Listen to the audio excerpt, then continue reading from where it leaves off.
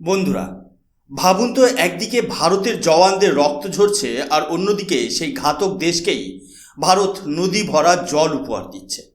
এটা কি কোনোভাবে সম্ভব?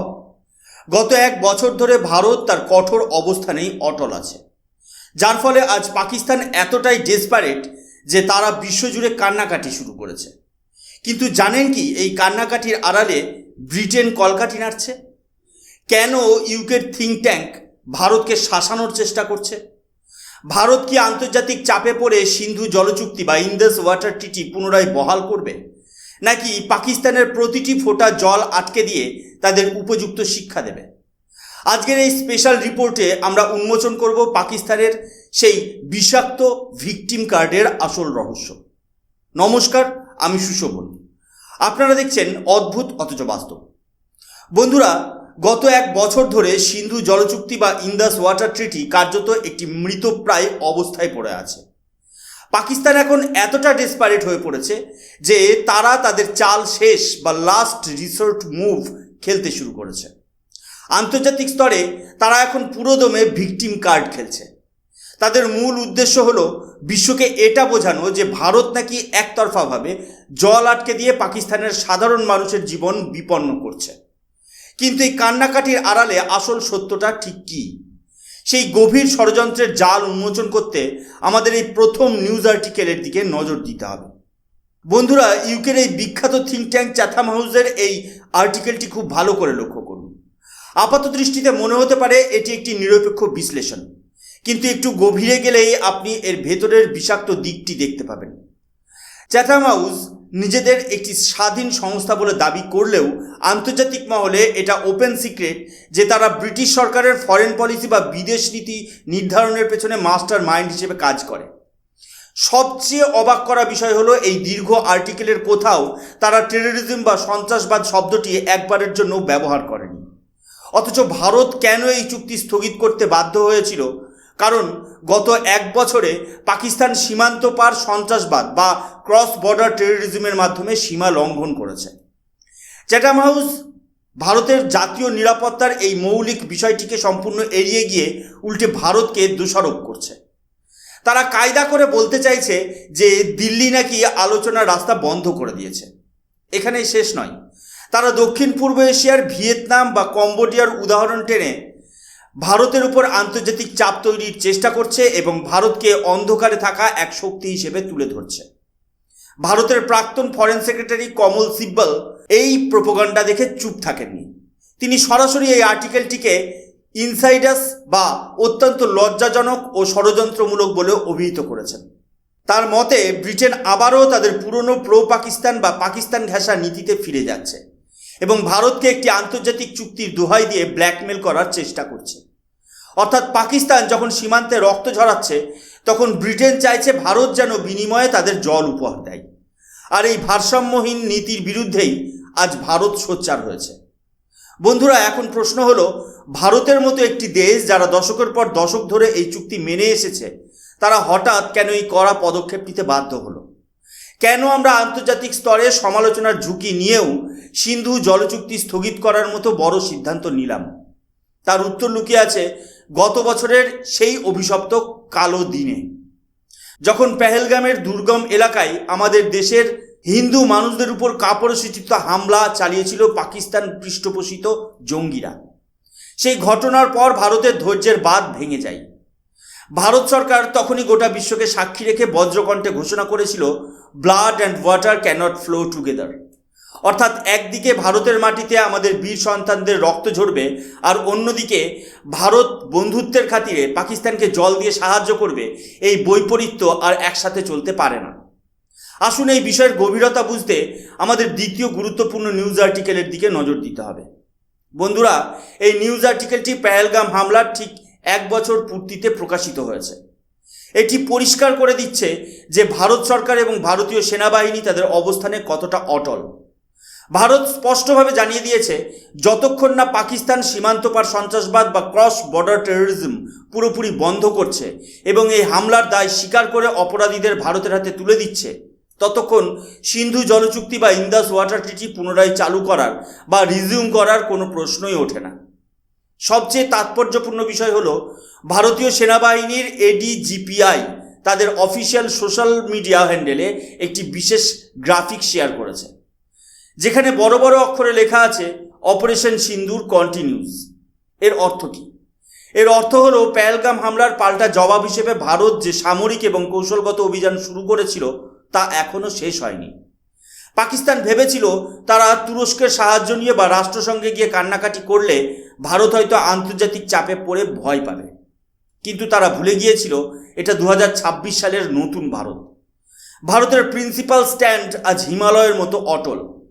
ভারত বুঝিয়ে দিয়েছে যে জল এখন আর কেবল একটি প্রাকৃতিক সম্পদ নয়, এটি আমাদের সার্বভৌমত্বের এবং জাতীয় নিরাপত্তার একটি অত্যন্ত শক্তিশালী হাতিয়ার।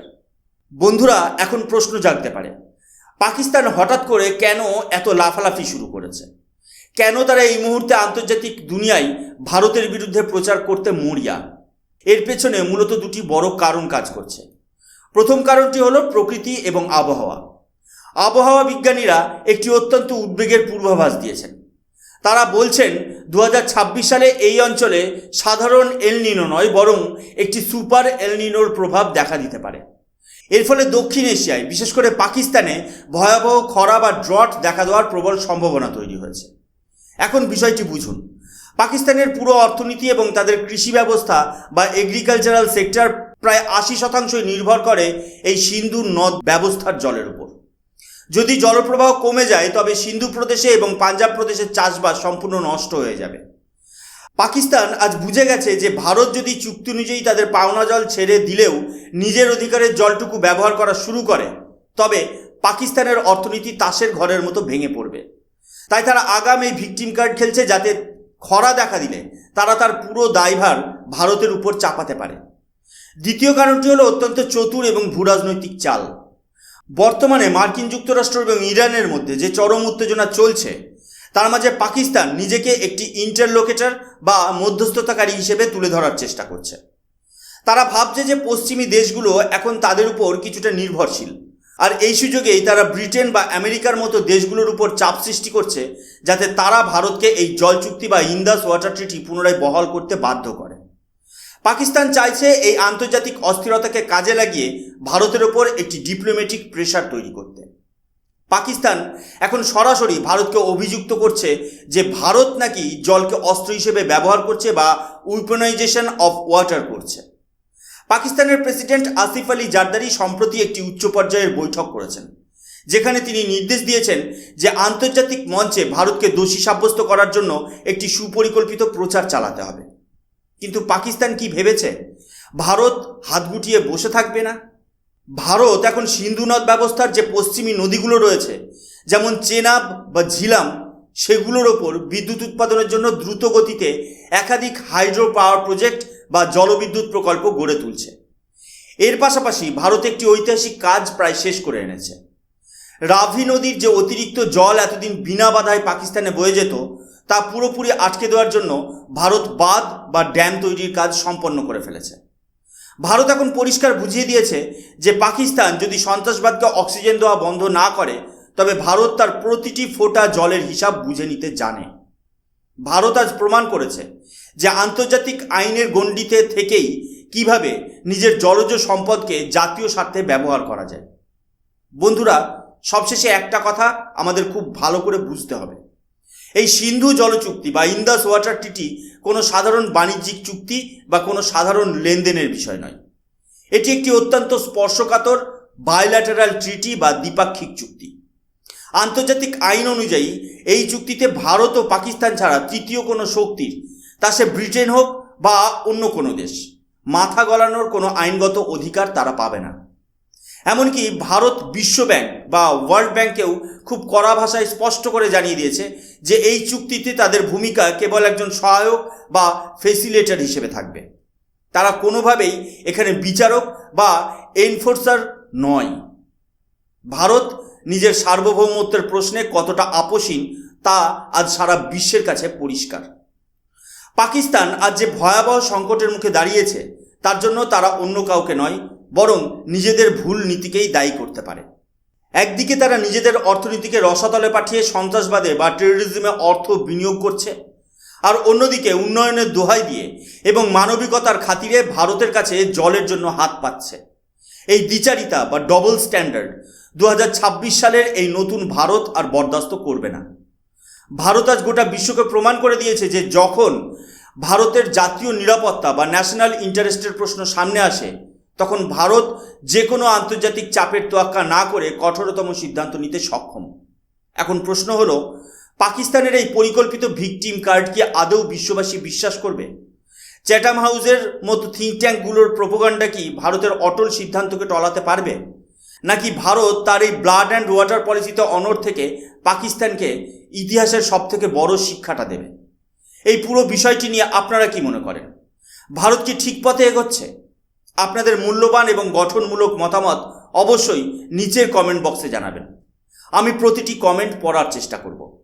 এই পুরো বিষয়টি নিয়ে আপনার যদি কোনো গভীর প্রশ্ন থাকে, কিংবা আপনি যদি এই ধরনের ইনডেপথ জিওপলিটিক্যাল অ্যানালিসিস আরও দেখতে পছন্দ করেন, তবে আমাদের এই পথ চলায় সামিল হতে ভুলবেন না। আপনার একটি সাবস্ক্রিপশন আর আপনার একটি শেয়ার এই ধরনের তথ্যবহুল ভিডিও তৈরিতে অনেক বেশি উৎসাহিত করে আমাদের। আমি সুশোভন আজকের মতো এখানেই বিদায় নিচ্ছি। দেখা হবে ঠিক পরের ভিডিওতে আরও একটি রোমাঞ্চকর এবং বাস্তব ঘটনা নিয়ে। ততক্ষণ পর্যন্ত সুস্থ থাকবেন, ভালো থাকবেন। জয় হিন্দ, বন্দে মাতরম, ভারত মাতা কি জয়।